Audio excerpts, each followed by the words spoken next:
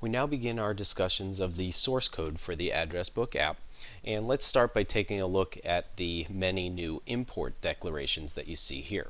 So for example, first of all at line 5 we have the list activity class from the android.app package. When you're creating any kind of activity where the primary responsibility of that activity is to show a list of items, you will typically extend the list activity superclass as we've done here, and that gives you for free a list view that's part of the activity. And as you'll see in later lessons, you can completely customize what the list view items look like. In this particular activity, we're using simple text views to display information, but you can put anything you want in each list view item to make very complex looking lists. Now we're going to use the intent class at line 6 here to help us launch other activities in the app. So for example, in the address book activity, when the user touches an item in the address book activities list view, we want to then display the details of that contact using our view contact activity, which we'll look at in a later video within this lesson.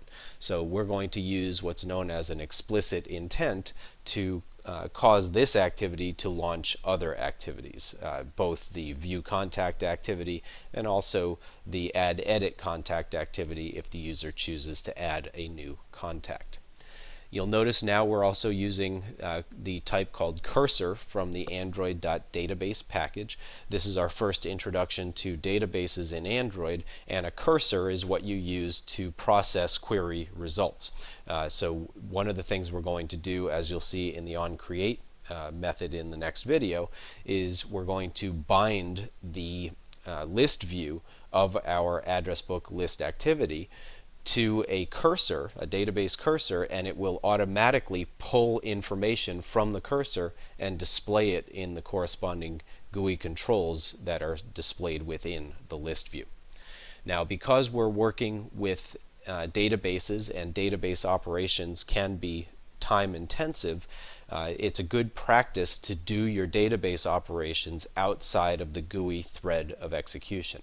And for that reason, we'll be using the Android OS package's async task class, and we'll be extending that to create asynchronous tasks that do the database processing. Now, we've done menus before, but one of the new things we're going to do with menus in this app is to inflate a menu from an XML representation of the menu's contents, and we'll do that using a menu inflator. Down here at lines 14 and 15 we have the adapter view and adapter view.onItem click listener, and these will be used to help us process the interactions that the user performs on the list view by touching items in the list view. The class cursor adapter is what's going to bind together the list view and the corresponding cursor to allow the list view to display data. Of course, list view is new in this app. That's what's going to be displaying the data in the address book activity, and for our cursor adapter we'll be using a predefined class called simple cursor adapter, which is meant specifically for binding together a cursor and a list view, as you will see in the next video. Now, inside of our class address book, which extends list activity, you'll notice that we have at line 22 a static final string called row ID. This is going to be used when we need to pass information from one activity to another. In particular, when we need to say to the view contact activity, the user chose to display the contact details for a particular contact, we'll pass the row ID of that contact over to the view contact activity, which will then be able to get that information out of the database. And the row ID basically corresponds to the contact's unique ID in the database, and specifically to its position within the list view as well. We also have here at lines 23 and 24 a couple of instance variables. The list view called contact list view will be used to refer to the list view built into the list activity, so we can programmatically interact with it.